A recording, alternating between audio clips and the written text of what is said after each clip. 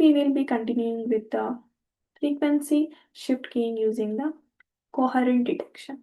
So M-ary PSK and M-ary QAM, these are the examples of the linear modulation. But FSK is an example of the non-linear modulation. Then what is BFSK? Let us see. So here we'll be considering same has signal S1 as well as S2 representing 190 or the two sinusoidal signals having the distinct frequencies. S1 of t has this symbol 1, S2 of 3 has this function with symbol 0, F2 of t. In the general, you can write it as Si of t is given as this expression by combining these two. Then we'll see the FSK is described by the equation 1 as I said. The most useful orthogonal function that is described by what? Phi1 of t and phi2 of 2. So similarly, next what we have to do as usual, coefficients of Sij. So Sij is given by this, so we will be substituting the f1 of fj of t, and for that we need to have the two cost functions, so which implies that Sij will be equal to what? Square root of eb if I is equal to j, if it is 0 for I is not equal to j. So we can write S1 of t is what? Square root of eb phi1 of t. S2 of t is what? Square root of eb phi2 of t. Signal space, two-dimensional space. The two message points can be written in by vectors as S1, S2, square root of EB 0, 0, square root of this will be my phi1, this will be my phi2. So what will be my S1? Multiply this with this. What do you get? You get EB and 0. With this and this, you have to get S2. S2 0 and square root of EB. Next, thus the Euclidean distance between the two message points is given by this signal space, which is equal to square root of EP, and the signal space diagram we can show it like this. As usual, the region Z1, this is region Z2. My decision boundary is given here, and you have to put an arrow mark like this towards the decision boundary, and these are my two message points, message point M1 and M2, and the distance between them is square root of 2 EP, and this is my points of M1 and M2. So if these two symbols are equiprobable, then the decision making is a straight line passing through the origin and the point of line joining the S1 and S2. So let us do a waveform for this sequence. For the sequence given here, 0 will be starting with 0, and for the 1, it has to start from the F1, and again as it comes here you need to observe here a phase shift, and then again similarly for the 0 it has to go down, and for the 1 it has to move up, and similarly for this. So you can observe when it is 0 the frequency is low, and for the 1 this frequency is high. Frequency is high, frequency is low. Again, here it is high, here it is low. Here it is high, here it is low. The same way. So F1 is greater than F2. So generation and detection of the BFSK. So here, this is also an important part. These are all similar. If you learn one thing, you can apply to each of them. So S1 of t, it is given by this expression, S2 of 3, t for symbol 1 and symbol 0 respectively. Then phi1 of 2 and phi1 and phi2 we can consider. Finally, we get the S1 and S2 symbols like this.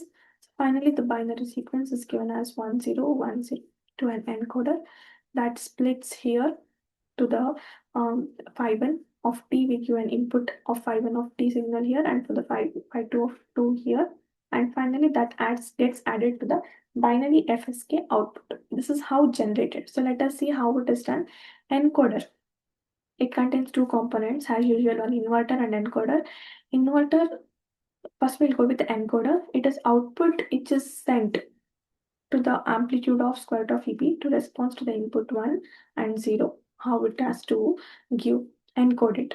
Next, pair of oscillators. Here we are having F1 and F2, which is differs by an integer multiplied by a bit rate of 1 by dp. The lower the oscillator with the frequency F2, it is preceded by an inverter. The input signal 1, the upper oscillator will frequency of E of 1, and it is switched on. If the signal S1 of t is transmitted while the lower one oscillator is switched off.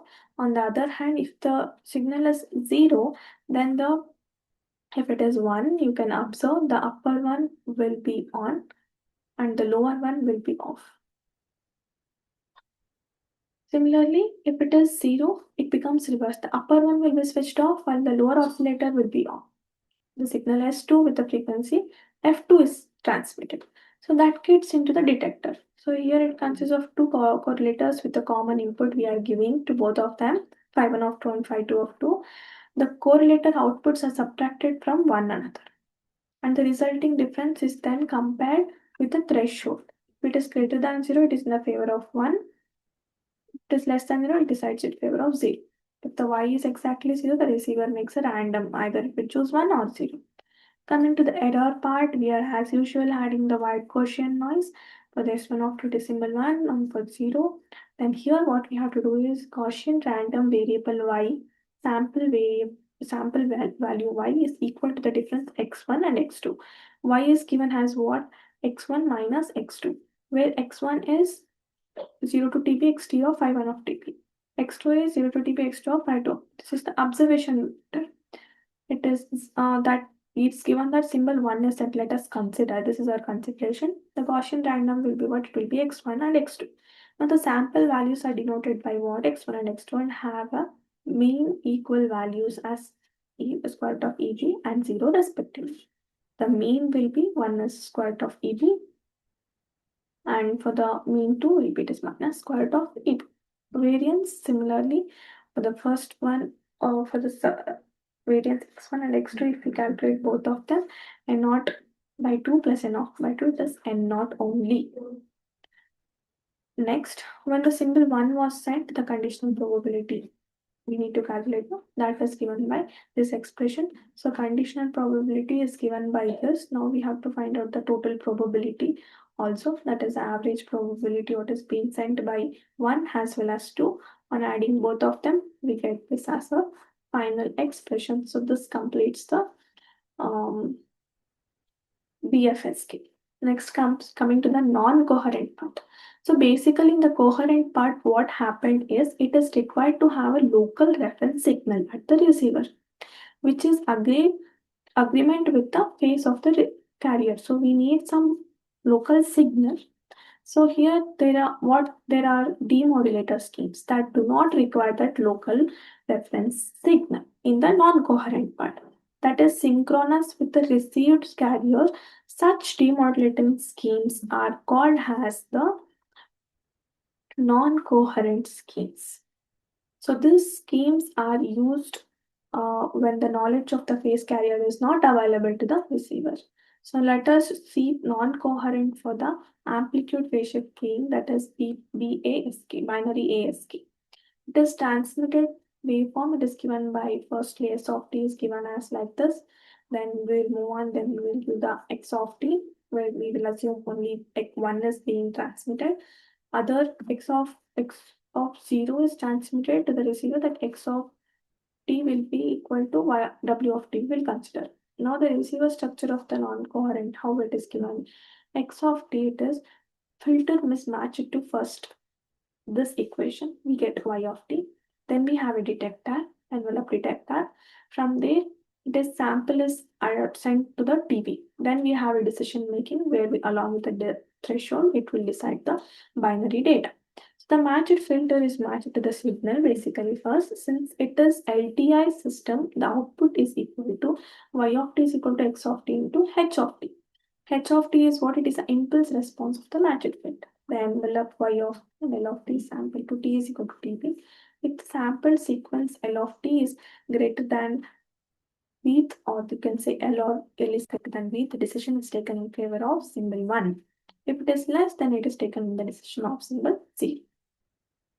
So next, the average probability of this is given by non-coherent, it is given by PE as 1 by 2 expression of minus EP by 4 n naught.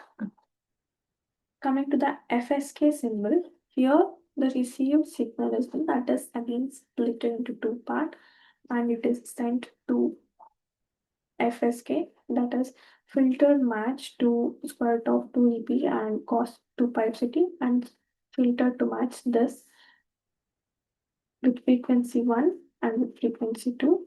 Then it is sent to envelope detector. From there it is sampled and the decision making finally get the binary data. So next we will move on to explanation part. Here, as usual, you need to write the S1 of t and S2 of t, and the decision, if the decision is based on that greater than 1, it is 0, and if it is less than it is 0, then the probability error, just write on the expression final equation. Next is BPSK. BPSK, it is an important topic in this chapter and the last topic of the module 2. Here, it is a non-coherent version of the binary PSK of BPSK. So this eliminates need for the synchronizing the receiver to the transmitter by combining the two basic operations at the transmitter itself. Here, differential encoding of the input binary sequence and also the PSK encoding sequence. Firstly, we will observe it. It starts with an arbitrary first bit serving as a reference bit. First, we have a reference bit here. This is an important part where only DPSK is having. So the generation of the differentially encoded sequence that proceeds in accordance with the two-part encoding rule. It is that if a new bit is transmitted, a transmitter input is 1, then it will leave the encoded symbol unchanged. You need to note this. It is unchanged with respect to current bit. If it is given as 0, then the change the differential encoded output with respect to current bit. With respect to current bit, you need to change it. Now, the differentially encoded symbol, it is represented by this is how we represent the differential encoded sequence. This is used to shift the sinusoidal carrier by 0 degree or 180 degree. That is what with symbols 1 and 0. Thus, in terms of the phase shift, you can say the resulting DPSK signal has following phases. If it is symbol 1, as I said, it remains unchanged. If it is 0, it is shifted by 180 degree. Let us consider an example for this explanation. So this is the binary sequence that is being given to us as BK. The reference bit is also mentioned as 1. What will be my DK? If the reference bit is also not given, you need to take it as 1 only. My DK represents what? It is a differential encoded, as I said. DK minus 1 means is the delayed version of the DK. So what is my DK? It is BK XOR gate. You need to apply XOR operation with the DK minus 1. Okay, so here, write down the sequence, BK sequence here, what is being given. This is the bit that we had considered, that is the reference bit. And the DPSK is given as this equation, right? So, okay, we will start now with a 1 and 1. Apply to this equation. BK is what? 1. 1 XOR with 1. What do we get it as? Output as 1. Next, what you have to do, you have to consider BK. Write down this 1 to here. Okay, now consider what is XOR gate of BK and the DK minus 1. That is this one, it is 0. For 0, 0, it is 1. For 1, 1, it is 1. For 0, 1, it is 0. I think you know the operation for XOR gate. That is, if we are having the same bits, then we get the output as same. If we are having different bits, we are getting the output as 0. Right? So next for the 0, 1, it is 0. The 0, 0, 1. For 1, 1, it is 1. And 1, 1, it is 1. So you can observe for the 1 at the phase is 0. The 0, it is 1. So this is how you will write the output. If BK and DK are same, you can observe, as I said, if they are same, the output is 1 or else it is 0. This is what the XOR gate performs. So BK is equal to DK minus 1. DK is 1. If it is not equal to, then DK is 0. Find the error probability as usual. So this is an example of non-coherent orthogonal modulation where it is considered as two successive bits 0 to dB. S1 of t, write it. Representation of S2 of t with a no phase change. Finally, DPSK is what? 2 times the dB and E is 2 times the EP. Hence, average PE will be given like this. So here, finally, the PE will be equal to minus EP by M naught. And the last part is generation and detection. So firstly, input sequence is given, and don't forget to give this delay dB along with D, that is dk minus 1. Logic network applies here, that is XOR operation. That is what the logic being applied. We get the decay. This is sent to the amplitude level shifter, and that is sent to the product modulator. What are these two? These two are from the BPSK modulator. Along with we give an input of this. So finally we get the signal. On explaining this, firstly, the logic network and the one delay which are interconnected convert the raw input into a differentially encoded decay. So the binary PSK modulator by BPSK modulator, the output which is sent to the desired DPSK. Now next comes the optimum receiver. Here what happens? X of t has given out. It comes here. We are having two phase shift, 90-degree phase shift we have to provide with a cost function and sine function along with an integrator, and then we need to give a delay. Don't forget to give the delay here again. So to get back the original signal. So from the decision device, it decides if it is 1 or 0. So same thing explained to avoid the use of the delay line that can be otherwise. So in the structural terms, you need to define this in the operation term. The receiver makes the decoding analysis straightforward to handle in that two signals are considered to be orthogonal over the interval of 0 and 2 dB. So this completes the module 2 of the digital communication. I hope this is super clear for you. This note is very good and having a good explanation. I hope you have learned all the topics very well, and do practice all of them so that you don't forget the equations and don't remember any part during your exams.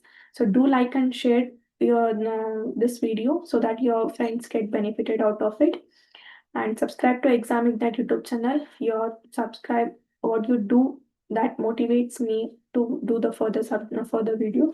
Thank you for watching.